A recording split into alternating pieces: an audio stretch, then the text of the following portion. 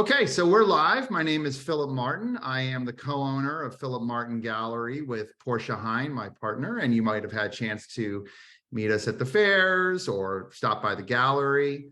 We're really happy to talk to you anytime, and so please feel free to be in touch. We're going to be in Miami at the main fair, Art Basel Miami Beach, booth B23, with works by Sky Glabush, who I am delighted to be speaking with today.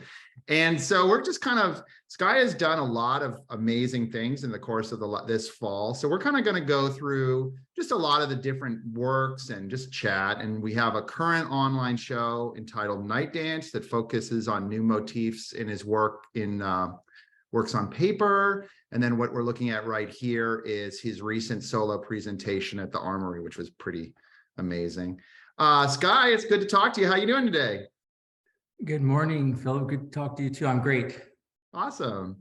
So this is your presentation at the Armory. We're going back to September, and this was a really exciting body of work. I wondered if you might want to just chat a little bit about maybe sort of some thoughts on this presentation.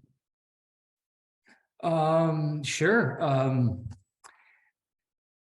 Like how I felt Sure. that it went, or anything that seems relevant. Well, I had a kind of a funny thought this morning when I was thinking about this show, and I harkened back to a time when I was 17 and I was living in Los Angeles. I was basically homeless there. Okay. And I remember I was in Venice Beach, and I was looking up at it was like a garage, but there was like an apartment above the garage. And I thought, I was fantasizing like, man, what would it be like to live in that apartment? And I thought, I need a job. And the thing that came to me was I could be a dishwasher. So my big goal at that point in my life was to become a dishwasher. Well, I was so kind of lost in space that was kind of a dream.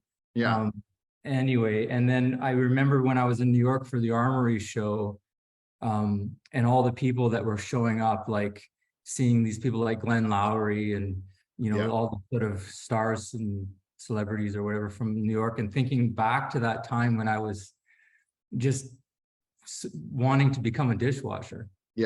And just feeling like, wow, my life has taken really bizarre and kind of interesting turns. Anyway, so the feeling at the Armory was just a feeling of gratitude for gratitude in a sense for art, that it gave me as a way out, as a way to focus my energy, a way to find meaning in my life. I was really pretty lost when I was younger, and art was just this beautiful sort of little a lens or sort of a vehicle through which to kind of interpret my experience in the world. Anyway, so the Armory show was kind of surreal in that there was like, I think 200 and some odd galleries there, people from all over the world. My experience of being there was just one of kind of awe at first of all, I was really impressed with, like, I was staying in just around Tribeca, and I would walk up to Jacob Javits Center every day.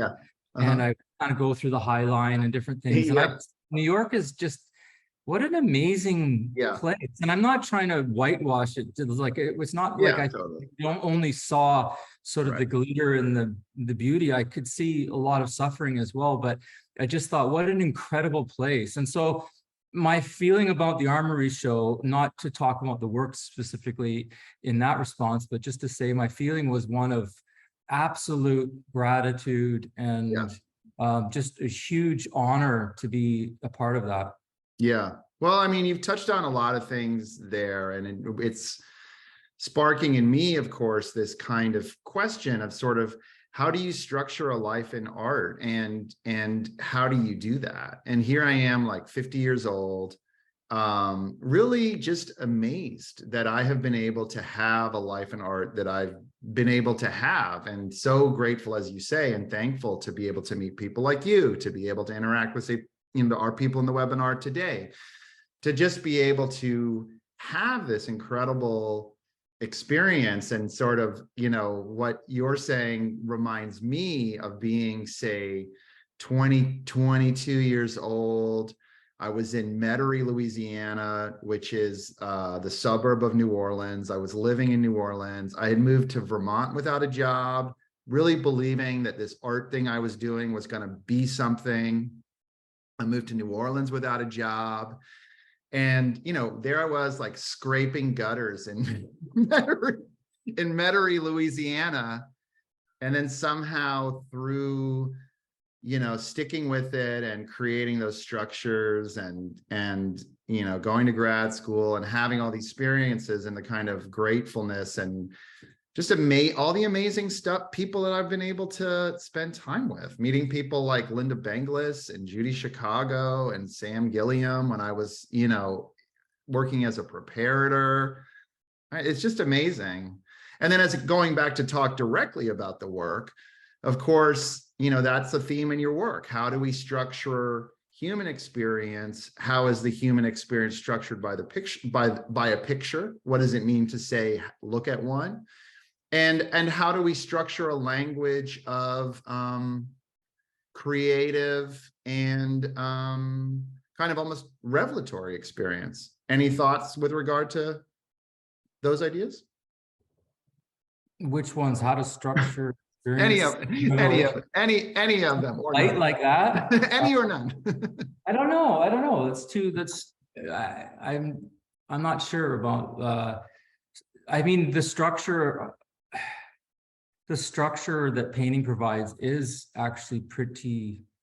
The structure itself, it opens up something, I think, pretty important. Obviously, but again, I was thinking about painting today in the lead up to this, and thinking, like, as much as I was just talking about being grateful and all the rest of it, it's also something else, which is, like, it's really, really, really, really hard.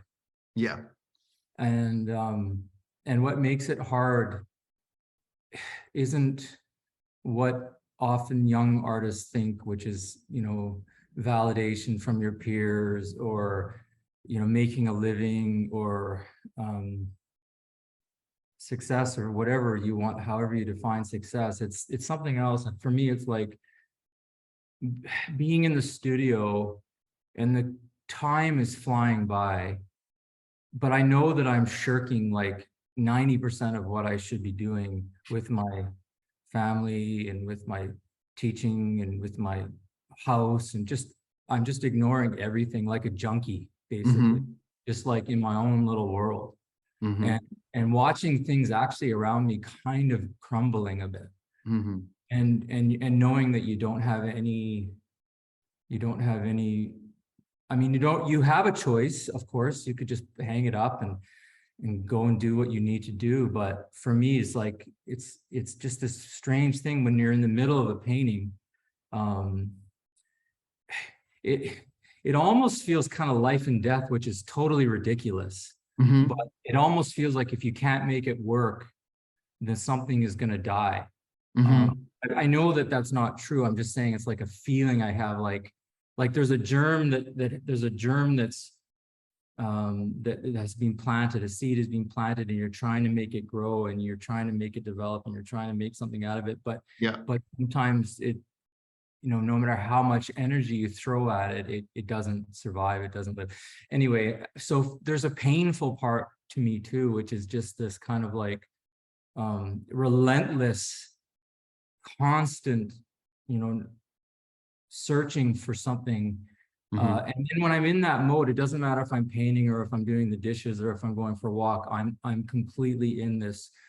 You talked about revelation or something like the revelatory, but it's kind of like being lost in a plot, you know, like in a novel, like almost like you're watching somebody else's life, like you're in this thing. Anyway, so I wouldn't say it's a blessing and a curse, in the sense I don't think it's a curse, but I do think it comes at a cost. And the cost is pretty high. The cost is actually in some ways everything. So how do you deal with that when you're experiencing that in the middle of making work?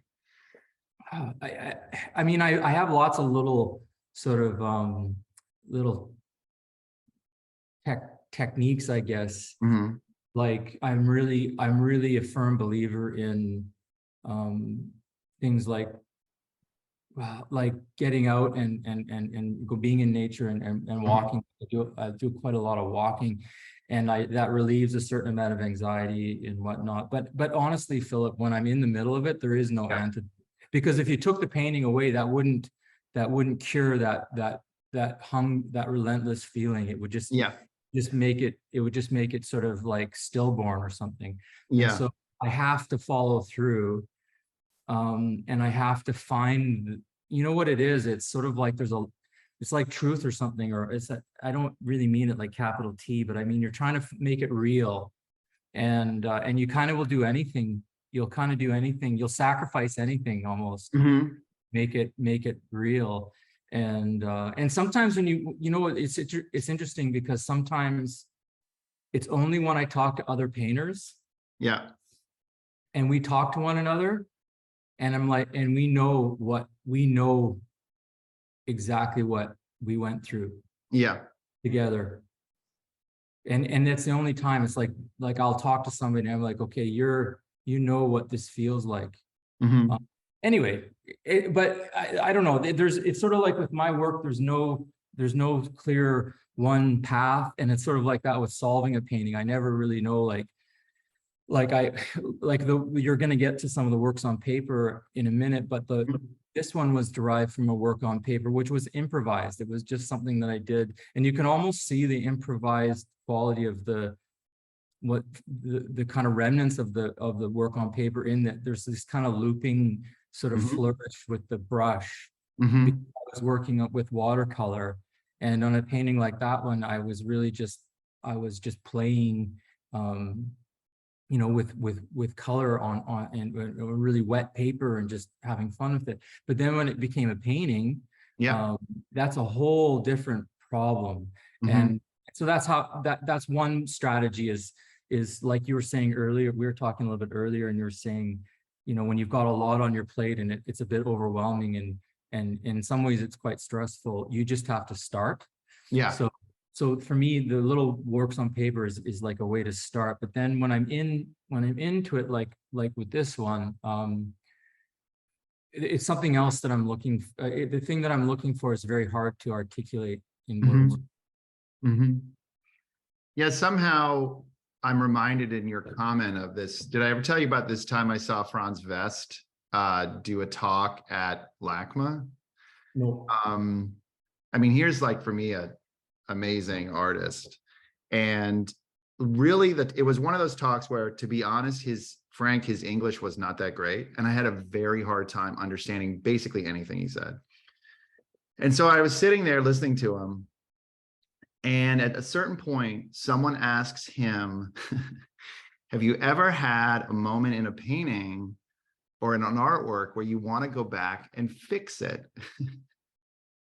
And he says, in total clarity, like a Zen bank moment, he says, my artwork is about me getting through that moment of my lived life. Why would I ever go back? How could I ever go back and try to fix it? It was a really powerful moment. It was so clear, and I don't know, it was an amazing thing to give the audience. Well, I go back and fix things all the time. Well, we're all different, but I like the point, or what I took away from it. Yeah. Well, I mean, I think there's something about the mistake, or the thing breaking, that's really valuable. Like I'm always pushing these paintings to a place where they kind of break. Yeah. Something goes wrong. Sometimes it goes sort of dramatically wrong. In this painting, for example, my son Lewis, who I really love. I mean, obviously you love your kids, love all the kids, but with Lewis, it's really wonderful, because he's one of the people in this world that when I'm stuck or I'm sort of confused, I can actually ask him for his opinion on something. So I was working on this painting, and it was good. Like it had it was kind of punchy and Yeah. wild, And I just said to him, what do you think? And he's like, yeah, I like it, but I'm just not sure. And I said to him, well, part of me, it was this really acrid green. And I said, it's not sure I really love that green. And he's like, yeah, I don't love that green either. And then I'm like, part of me is like, I think I need to cover this whole painting with red. And he's like, do it. So he gave me the courage to, and then when I rolled, took a roller and I diluted a bunch of cadmium red paint, and I just rolled over the whole entire painting with mineral and red. And there was a moment when I was doing it where like, oh my God, I've completely wrecked this thing. Yeah. It was a horrible feeling. Yeah. Then all of a sudden it was all red. So I started going back into it with a rag and kind of wiping off so that some of the yellows would pop out and blah, blah, blah. Yeah. Anyway, and I realized he was right. And I needed that push. But anyway, the painting was kind of like in this terrible state. Yeah.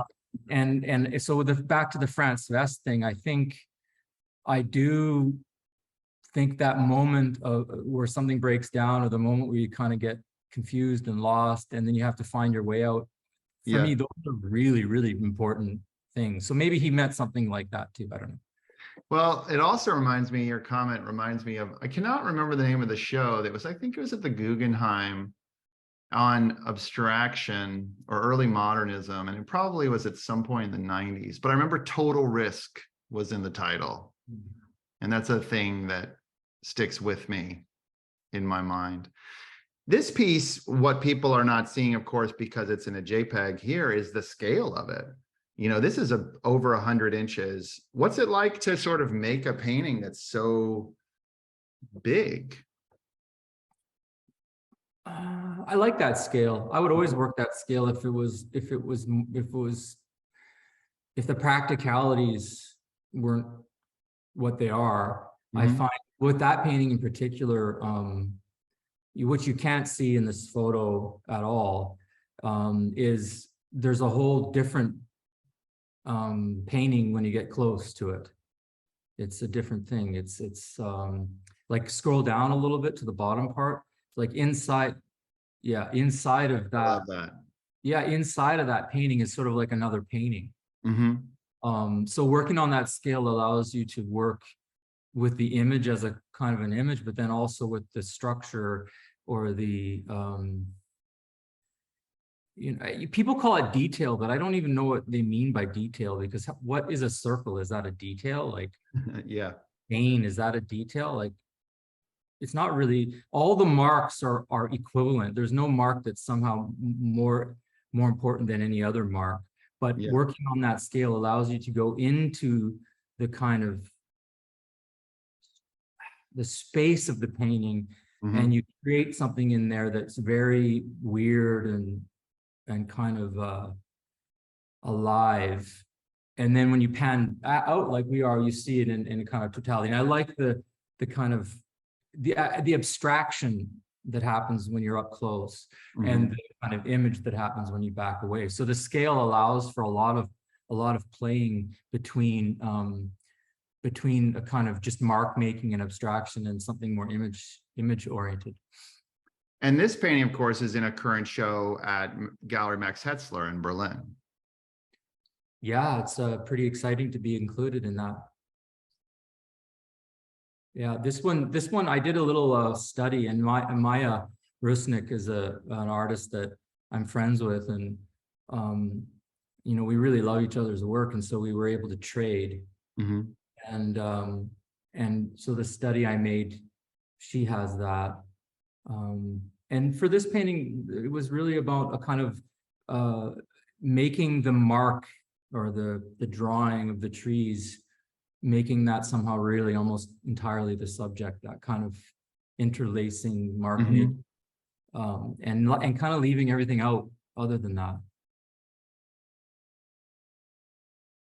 And these are a couple you really can't see. No, you really can't. And we can move ahead also to some of the new pieces. This is called Star Blanket, beautiful painting.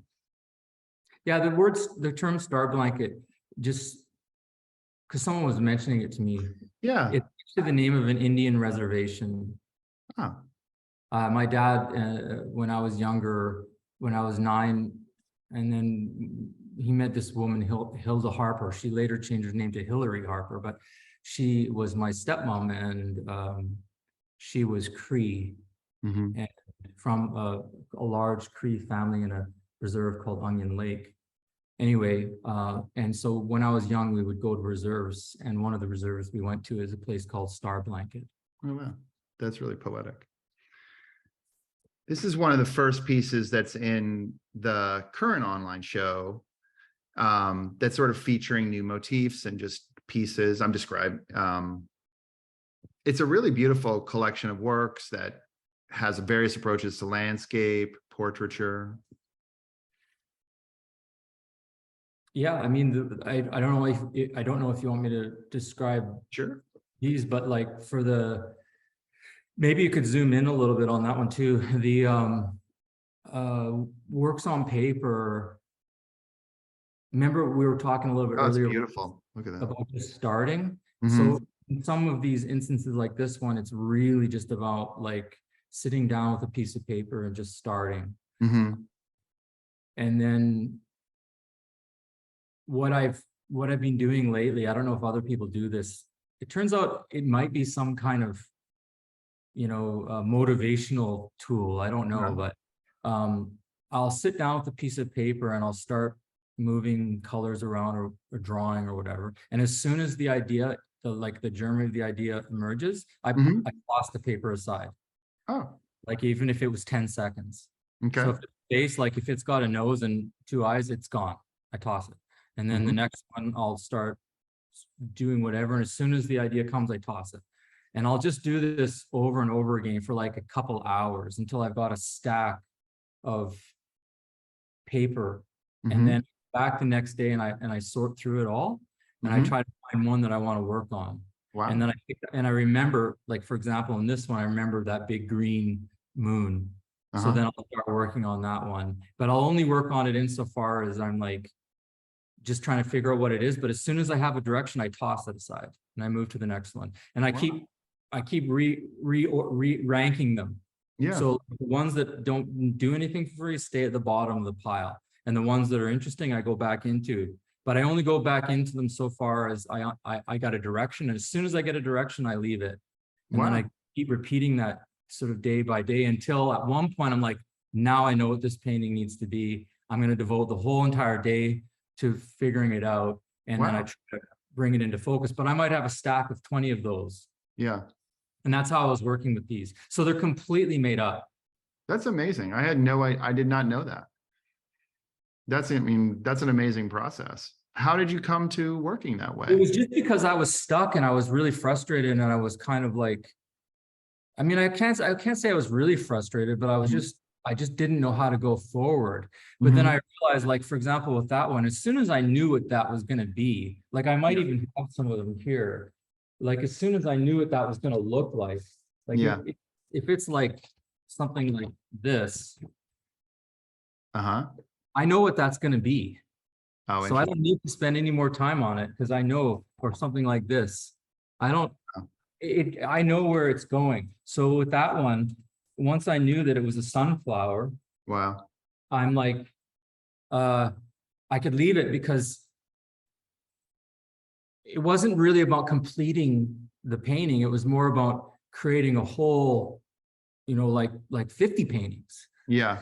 This one, the reproduction, for some reason, maybe it's just me, but it feels a little washed out. But okay, it might be my screen, honestly, but yes, okay. And it doesn't matter. That one was again total improv and just really like what I did is I took some red paint and I just splashed it around, like you can see those little drips at the bottom, and then I left it and back, and same thing. When it was time to finish this painting, I came back to it and really just tried to lock everything in. And I'd also do something with masking fluid.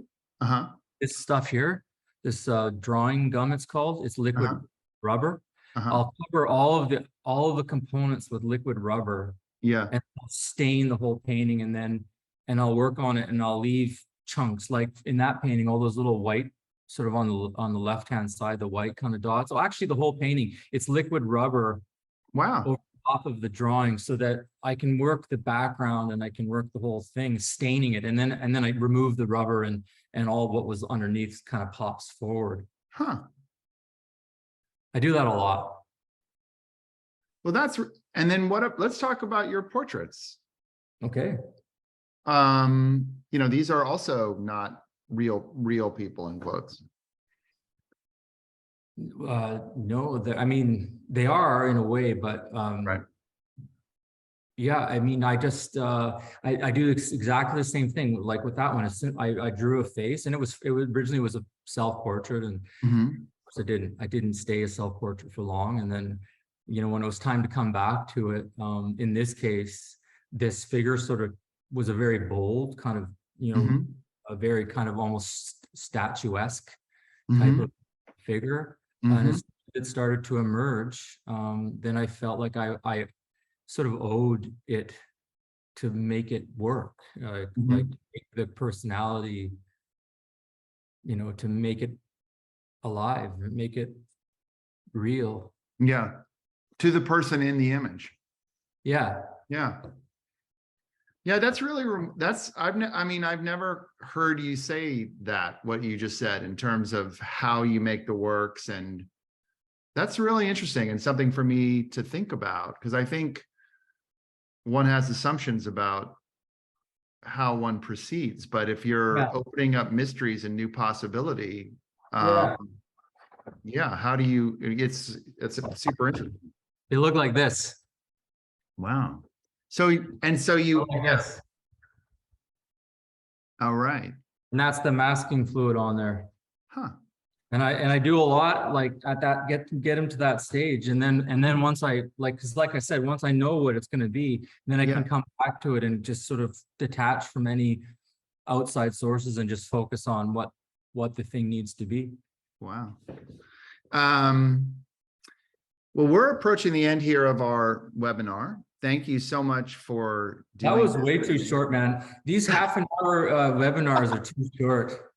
Well, we could keep talking. You can even ask your audience. I bet you anything. They're like, yeah, that was too short. Well, we could keep talking. I can see if we have any questions here in the chat. I'm not very good at the chat. We do not. Is there anything you want to say that we haven't covered? I don't see anything in the chat. No, I don't. I never know how to read the chat. I do my best. I encourage people to do it, and I try. And my son makes fun of me, but yeah. No, there's no questions in the chat. Yeah. See if people have any questions. That might be a good thing to do. If we're gonna get one. This is you can kind of see that the percolation of that mountain painting in the distance there. Yeah, this is beautiful. This is really beautiful. It's really beautiful. I mean, we didn't talk about the kind of subject matter of the work. We just sort of talked about the process. But for me, the subject is, another little brief anecdote.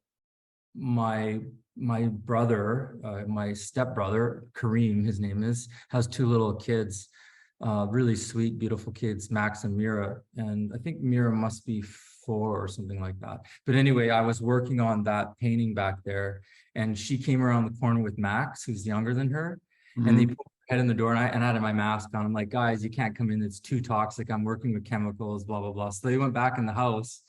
And when they went back in the house, they said to my wife, Julie, they're like, oh my God, you should see what Sky's working on in there. We love it.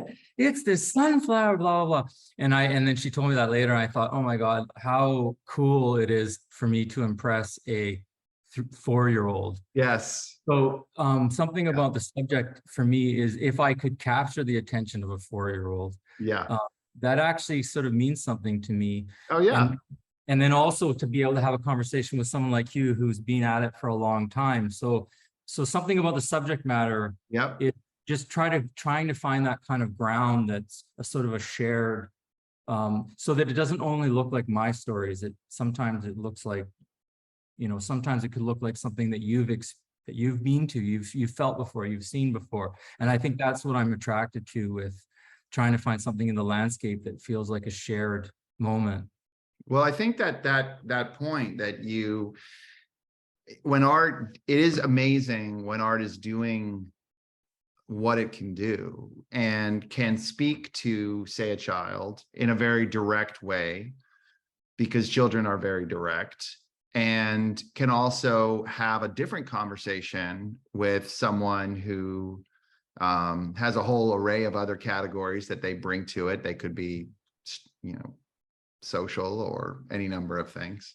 Yep. Um, There's a that's couple of great feeling. questions in the chat here, Philip. Oh yeah, we have questions. We were first told to keep talking, that we shouldn't have any questions because they love our conversation, even if you No are question. harassing me. There's a couple questions. I love the colors. I would love to hear how you choose your color palette for a particular painting. Okay, so the colors are really, really, really important, but totally mysterious, and I don't People have have figured out too that I'm so technically inept, the chat is actually disabled, so that's why they can't put things in the chat. Oh, okay. But that in the Q&A, they can ask. Oh, the Q&A. Got it. It's not my best skill. So yeah, the colors are like I was saying, are very valuable and important, but totally mysterious. I never really know how a color arrangement happens. Again, I was thinking earlier on in the lead up to the talk that some criticisms that I had leveled at me, especially as a student. And remember one of my instructors complaining that the work was it wasn't even really about me. It was just work, just sort of a certain type of work in general, and saying that it was too formal. And what they mean by formal is like, you're just concerned with form and you're not really concerned with content. Right.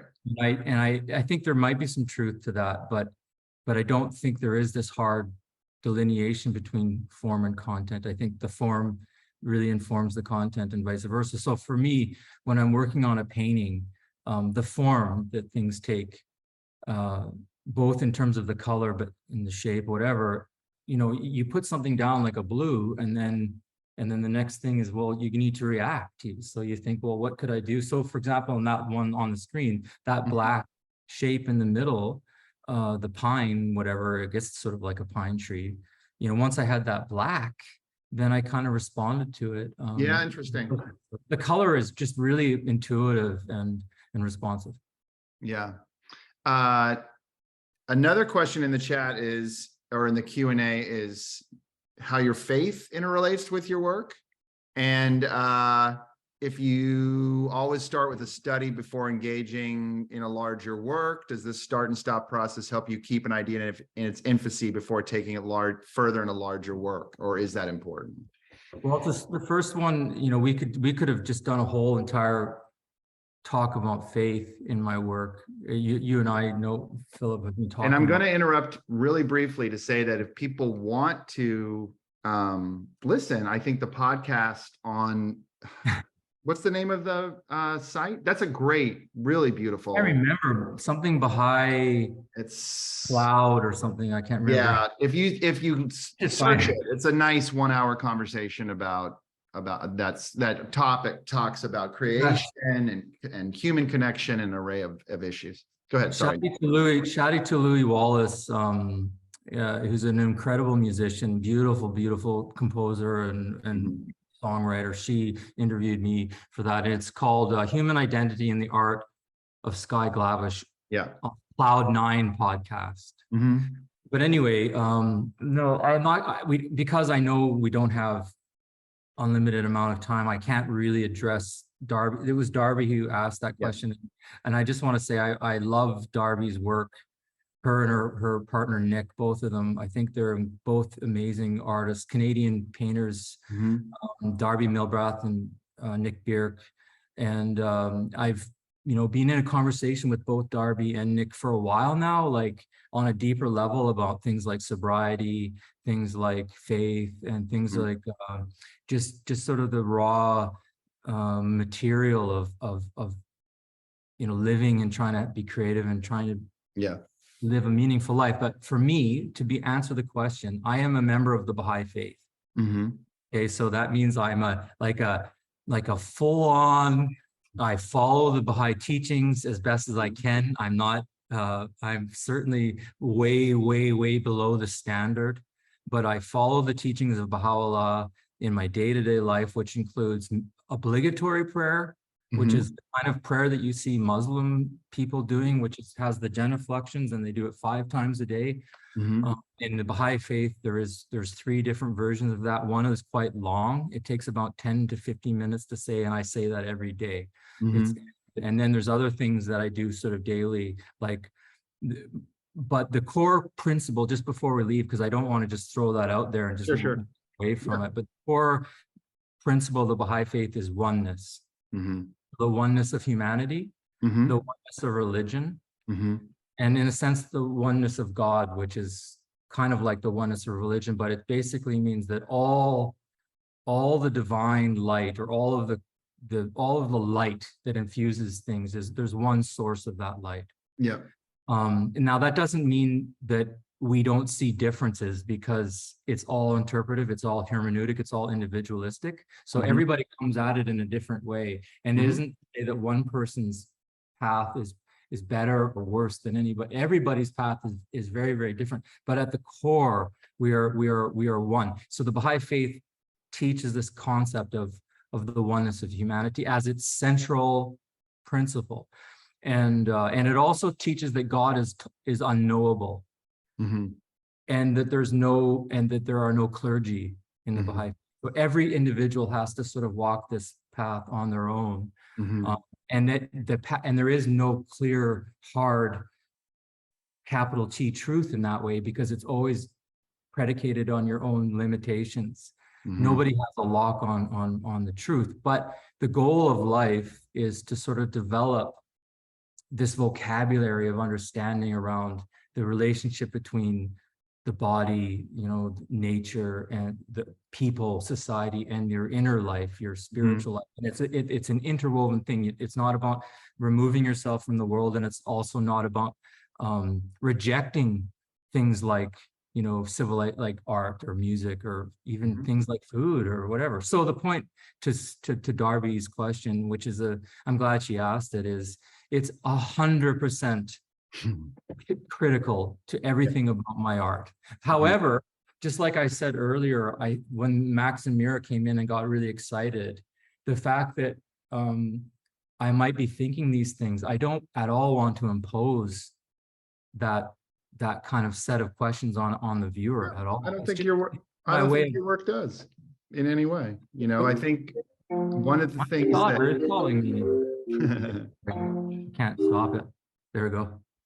I don't think your work does. I think that, in a lot of ways, it's a great place to kind of end the conversation, because we started talking initially about how do you find things, like how do you do that? And I think one of the things that has been great about our conversations, and has been so generous and is great about your work, as you said, is that life is about figuring things out for yourself. You have I'm gonna override you, Philip. Override me, please. I'm just gonna answer these last 3 questions quickly. Okay, yes, please. Override. The one is, do I start with a study before engaging in a larger work? Does this start and stop process help you keep an idea in its infancy? So I always start with a study, but once I get the thing up, I abandon the study. Your figures and landscapes are separate work. Is this conscious decision? This is a weakness. I am struggling to figure out how to meld them, and I haven't figured it out yet. The next question, there's 2 more.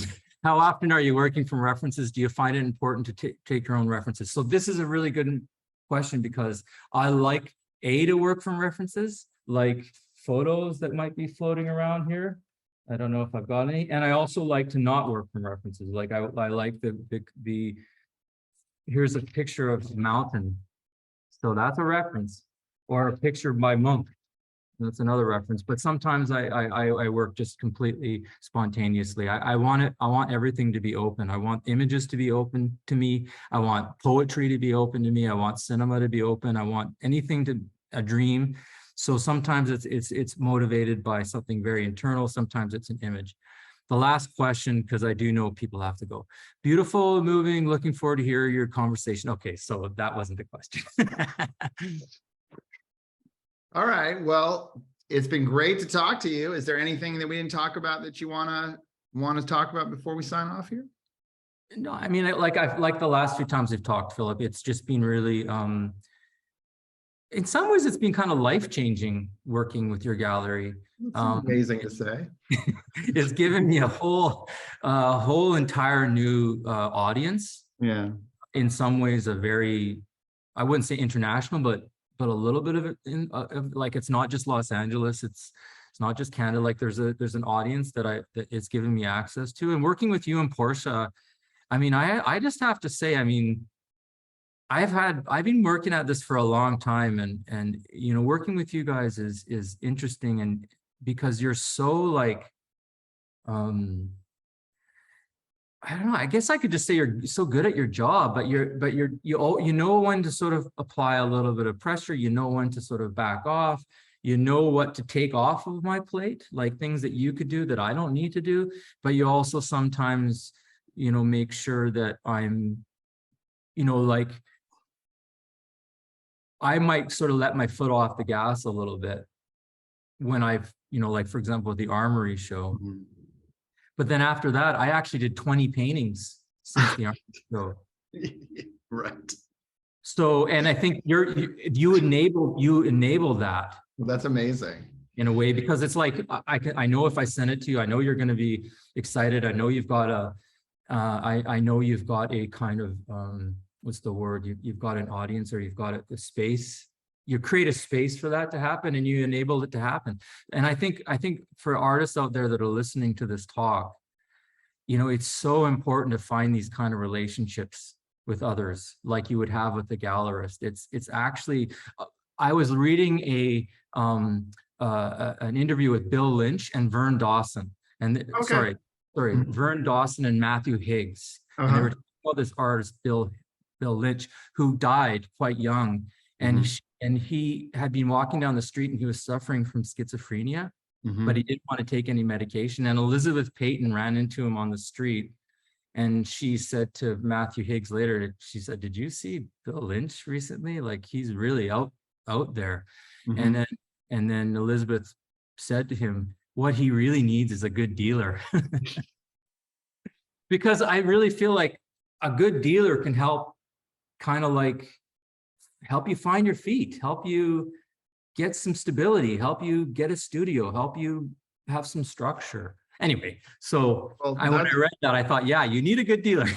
Well, it's very kind of you. I mean, to use a metaphor that's important to me, it's the Buddhist idea of the Sangha. Like, your community is what keeps you going, and being able to connect with people and being able to work with you has been an incredible privilege. It's changed everything. So I can't say enough about what I've learned and the joy of doing it. And so maybe that's a good place to close, is to thank people for coming and being a part of this community and conversation with us. And yeah, thank you, Sky, for giving us this amazing work. I can't wait to show your new painting at Miami, and there's some great things coming up. Sky's in a show at Modern Art that's happening in London. Current show is there's a current work in at Max Hetzler. And so, Sky, I guess we'll talk more soon. Okay, thanks, Philip. Take care. Bye. See you. Bye.